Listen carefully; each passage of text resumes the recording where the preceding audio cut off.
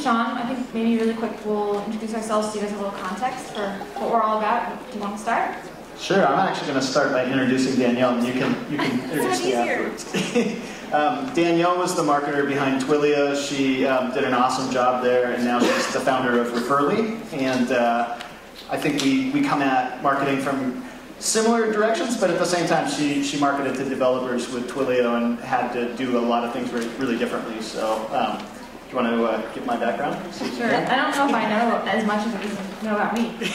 So Sean's working on a startup called Qualaroo. It's a pivot from a previous company. He's going to chat a little bit about that during our talk. He has marketed for several companies. I want to say Zobni, Dropbox. Oh man, what else? Eventbrite. So I did a bunch of companies. Which is really cool. In sort of 6-month upfront interim VP marketing roles in the beginning, but that was after 2 companies where I ran marketing for 5 years each, from kind of customer one through a NASDAQ filing. So I kind of got the experience of the full spectrum, and then a bunch of companies who saw me up front part. And then Sean also has the honor of having coined the term growth hacker. So if you have questions about growth hacking, you should definitely ask them. Cool, so why don't I fire a question to Danielle? So why don't you start by just telling us how do you define marketing? So there's lots of sizes of companies, but the most essential thing about marketing is creating, growing, and defending markets. So that's not probably what you expected to hear. You might have expected methodological stuff, but fundamentally that's all it is. So it's that simple. You just do that and you're done. I mean, it sounds simple, but it's like running a marathon is simple, right? 1 foot, another foot, but it's not easy, it's simple. So I think the thing that is interesting about it is people are so frustrated with it in startups. Why is that? All right. So in startups, I'm not sure how far along people are. Are there marketers actually here? Is it mostly founders? Anyone who's a marketer right now? Raise your hand. Okay. And then what about founders? And how many people actually have a product with customers on it right now? Okay. So those people who have a product with customers probably have experienced some of that frustration. I know myself in every marketing role at one point or the other, I felt really frustrated. First 2 companies, it was really about kind of dealing with the frustration as it came up. And one of them, LogMeIn, was the second long-term company that I was at. And pretty early on, we went out. We had good feedback on the product. People really liked the product, but when we actually went out and tried to grow, we could not find very many channels that we could effectively grow it. And so it was sort of this what is happening analysis that we did that was trying to deal with the frustration. So in that case, it was this kind of root cause analysis. Every company since then, there was some level of kind of root cause analysis of why is it so hard to grow this company. But I'll just give you the example with LogMeIn really quickly. What we found is that for like 1,000 people who would come to the website, there would be maybe 3 that would actually get down to doing a remote control session. And if you have to pay or whatever effort it was to get 1,000 people to your website and only 3 people have a gratifying experience, it's really hard to build a marketing engine around that. So we got to the point where we could scale and spend maybe like $10,000 a month with a return on investment, and we just hit the wall, that frustrating wall of not being able to scale beyond that. And so once we figured out that so few people were actually experiencing the product, then we spent the next 4 months of not trying to build channels, but instead focusing on driving more people to conversion. And we tested a bunch of different installers, tested all kinds of different flows, surveyed people where they're falling out in the funnel, ran a bunch of experiments there, and ultimately we're able to get like 10 times as many people to have a good experience with the product per cohort of 1,000. And then when we did that, we went externally and tried to test channels again, and we had about $10 for every dollar we were generating before in revenue. It was really easy to build channels, and we could spend over $1 million a month on marketing with a positive return on investment. So in that case, that's what was causing the frustration, was the inability to convert people to a good experience. So it feels like when things aren't going well, there's always this question of like, is this just not working because we're a startup? Like how long is it till you can say like, this isn't just like bad data, this is reality? how do you, maybe it takes weeks to get to those first 1,000 users. Like, how quickly did you know things weren't going to go the way you wanted? In me, it was because we just could not drive growth beyond the level where we were. The challenge was that we actually had VCs coming back and saying, "Gosh, look at all the registrations that you're driving," and that vanity metric of registrations. It would have been really easy to take pride in that, but knowing that the majority of people weren't just not getting to the good experience, we were wasting their time. They were having a bad experience, and so in that case, it was a conversion issue. But I knew the people who got there really liked it. Like as you went through today and heard different people talk about things, product market fit is that fundamental thing that you have to have. But just trying to grow a business with product market fit is not. You're not quite ready yet. And so driving, conversion optimization, making sure that you have messaging that reflects an experience that's really important. Kind of each of those things can really stack the odds and put you in a position to be able to grow the business. Is that something that you guys did at Twilio, or did you more just kind of do a lot of different things and iterate along the way? Or? Well, we didn't have product market fit for a really long time. So the hard thing with Twilio was it was for developers, so we didn't really have a sense of what was a good conversion rate. There were all these benchmarks for what the conversion should look like in a consumer product or in a B2B, like enterprise. Can you actually describe what Twilio is a little bit? Oh, sure. So Twilio is an API, so it's a really geeky product. It's for making and receiving phone calls, so its developers write code that makes phones ring. Initially, when I would say that on stage, like before I could say it in a couple sentences, people, their eyes would just glaze over, and it was clear that we hadn't figured out how to break through. I think you have to say things like 1,000 times before you can be that simple about it. And I remember the first 6 months, like 8 signups a day, and we were getting a lot of traffic. Because we were either buying it or we were doing blog posts and trying to get on Hacker News, but people just didn't understand what we did. And what were the type of people who were signing up for it? I mean, they were developers, but like our docs weren't clear enough. We didn't have example code, so all the people who were just copy-paste coders, that's actually a ton of people who, that's how you kick the tires. We needed to produce a massive amount of content, but we just had no idea. And then... So that sounds frustrating. Yeah, I mean, I was the only person doing marketing, and we had tons of support, so because everything was unclear, if someone did get far enough to sign up, then you had this major support challenge. And actually, the support part was the part that helped us figure out what to build. Because we were like, let's just go through all the questions people have asked and let's build content for every single question. Because we don't have enough, we don't scale, we don't have enough time. And then we realized, oh, content production, like this is free. We have lots of time because we don't really know what we're doing, and we keep picking strategies that aren't working. And that was what took off. But so did that scale very well? No. So content is like the least scalable but most awesome thing. So the dream content is content your users make for you. So very quickly we realized, how could we get people to make content on their own? So we created this contest where people had to submit a blog post and a video of demoing an app they had made. So basically taking the blog post we were making about them and turning it around, saying, now you make the content and we'll give you some prize. It had to be a geek prize, so it would be like those new quadricopters that would come out. We'd pick whatever the coolest geek prize was that month and we would give that. Because it was something, with developers it's hard with prizes because they make a lot of money and there's not a lot of things they need. It has to be a toy. It has to be something you won't quite buy. It sounds like such a detail that I'm telling you, but the point is we knew who our customers were really well because we were those people. Like we were the geeks that were like, I really want that netbook. I can't quite justify buying it. But they produce the content. So that was the only way it scaled, and that's how it scales now for Twilio, is that people write blog posts, their own sample code, and there's a feedback loop where that actually pays off for them socially or with the prize. So did you mostly just learn about them through that support interaction, or did you do other research into why the heck are they signing up for the product? And so we started going to events. So you're going to notice a theme. I do like all the unscalable channels at Twilio. But we started doing events because we were like, well, how are we going to talk to these people? Well, where do they hang out? Where do developers hang out? They hang out online. This is a problem because it's a little hard to talk to people online, but they go to hackathons, which 4 years ago hackathons really sucked. They were sponsored by big companies, and they weren't fun, and they were not very well run, and there was no startup weekend, or it was just starting. That was where we talked to them. And basically what we found out is it's way more fun to talk to someone when they're actually making something, instead of going to them and being like, hey, we got all these docs, will you read our docs? Like, that's not going to work. You have to already have them using Twilio and then come to you with, hey, I need help. Okay, now you're willing to talk to me. And that was the only place we could find that they will talk to us that way. And was that more important for customer development, or was that actually part of driving growth itself?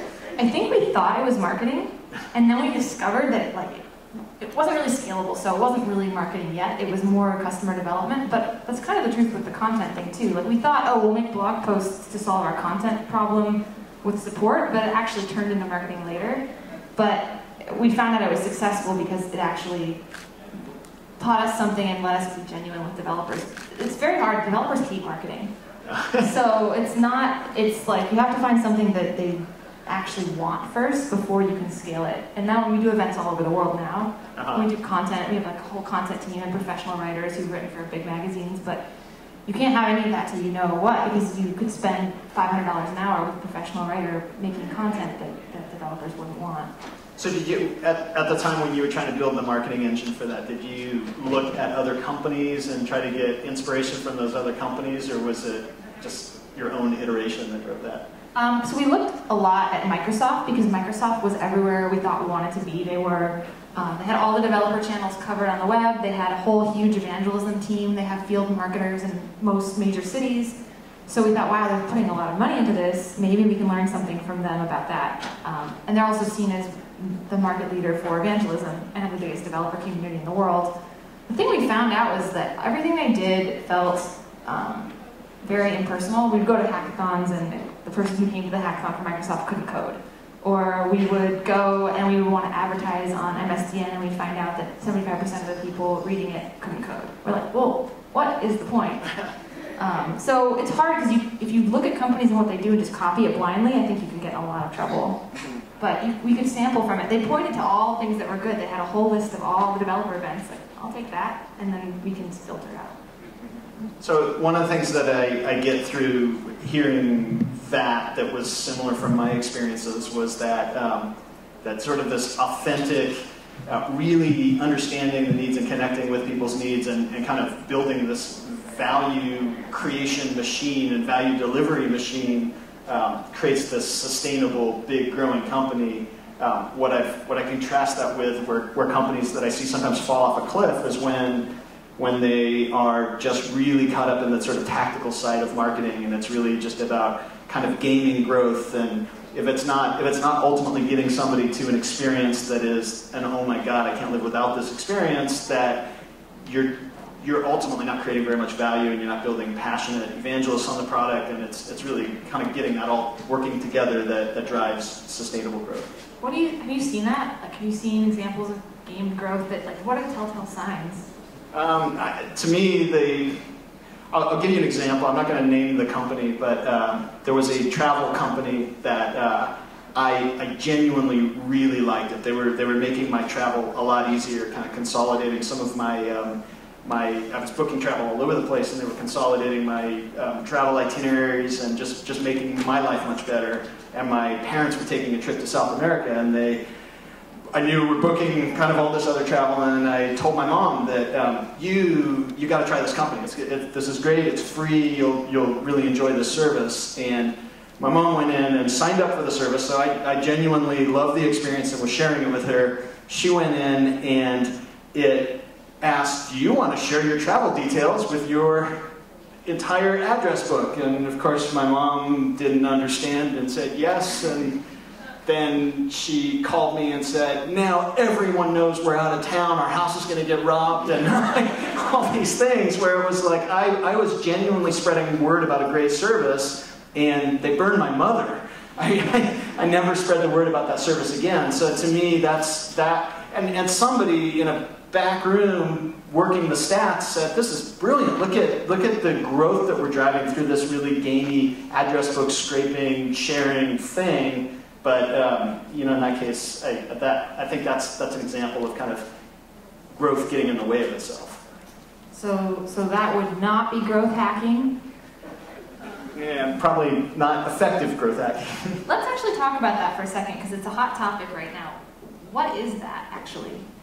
So, growth hacking was something that I was a couple of years ago sitting around with a couple of friends, and we were just looking at all of these job titles for marketers in startups, and they look like the exact same job descriptions as a Fortune 500 company would have. Like, must be able to manage multiple vendor this and that, and it was like, they gotta get a customer, you know, like that should be the starting point. And it was just so out of touch with ultimately what was important for driving growth at a startup that we basically talked through. So one of them was Heaton Shaw from Kissmetrics, another guy, Patrick Vlaskovitz, who had written the book, the customer development, cusdev.com book, and we just said, you know, part of that redefinition is to come up with a description that was more indicative of like what it took to be effective, and it was much more around customer acquisition and bringing the customer experience, the must-have experience of a product to as many customers, and really being focused on that growth. And you know, I said that we should call it something else, and they said that's stupid. Nobody would change the name, but now, last I looked on Simply Hired, there was 450 job descriptions for growth hackers. So you know, whether that's a good thing or not, I think that the important thing is that people are rethinking what the growth role in a startup is, and I think that's a healthy thing. So what do you think marketing looks like? So we're in the pre-launch track. Does marketing exist pre-launch? Like, what does it look like in those really early days before product market fit? My experience, it's you're not necessarily trying to drive those sort of repeatable, scalable tactics that are really important in a later stage company. What you're trying to do is you're trying to validate. You're trying to do a lot of things that you did, just connecting with your target customer and understanding them on an intimate level, and without even necessarily talking about your solution, but just talking about their problems and understanding their day-to-day flow and what they're doing, and trying to see, do you fit in there, and then over time trying to get them to use your product, but not in a big scalable way, just trying to get that feedback loop of people actively using the product in the beginning to give you the feedback, to find out, like what I found so part of that, like, root cause analysis of failure in later stage companies, it was for me, or not later stage, but later on, when I was doing these interim VP marketing roles, it was sort of the preemptive root cause analysis. If I fail in this role, why will I fail? And it often came down to that nobody wanted the product, or, you know, I have no idea how I'm going to market this. I usually wanted to have at least sort of 2 channels up my sleeve, that sort of thing, and that I think you can do a lot of that validation in an early stage startup. But you know, when I was coming from the outside, taking on that marketing role, I kind of had to do it in a really fast period. It's interesting because you're talking about validation. I feel like a lot of the conversation today, it's like, oh, that's what the founders should do. But you were doing it too. So I was doing you weren't it even a founder. Like, how does that mindset work? Well, I was a marketer that didn't want to fail. So in that case, you know, I'm going to be. So I think a marketer in a startup basically goes in with the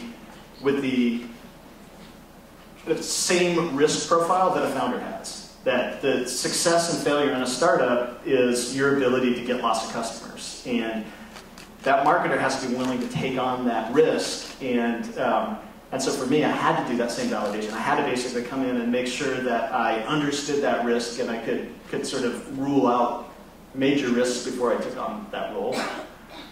So I want to jump into metrics here, because you're talking about like how to measure it, how to validate it. I bet you if we asked, I don't know if we should do the whole pull the audience thing again, but I know that when I was asked to report to the board the first time, they asked how many people come to your website and how many people signed up. And those turned out to be vanity metrics for us at Twilio. But like, what else can be measured so early? Like, what would you suggest as a place to start for founders in the audience? So I think the most important metric for a startup is your retention cohorts. Even if people say they can't live without your product, if they then never come back again, then who cares what they said? They never came back again. So I would say retention cohort's a really important one. But even before the retention cohort, what I like to do is try to find out, the survey question, a part of my going into a startup to see if I had an opportunity there was, I would actually ask a survey question to the few hundred users who were early on the product. I'd say, how would you feel if you couldn't use the product anymore? And if nobody said they'd be very disappointed. I knew I was in trouble. So what I was looking for was the percentage of people who would be very disappointed without the product. So I gave them the choice: very disappointed, somewhat disappointed, not disappointed. And I found over time that if there was around 40% of those early users saying that they would be very disappointed without the product, that I have a pretty good chance as a marketer. If it was single digits, those were really hard companies to market. And so that's one of those metrics that I look for. And then, so that's kind of having that must-have, being a must-have, and then you need to understand that must-have experience. And so ultimately, once I understood it, then it's the percentage of people who reach that experience. And the only aggregate number that I look at is the total number of people who reach the aggregate experience. So a sign-up, not worth very much, but yeah, 1,000 people who come in and experience the thing that people say is a must-have, that's pretty important. So I think we're going to take some questions from the audience. Okay. 1 second.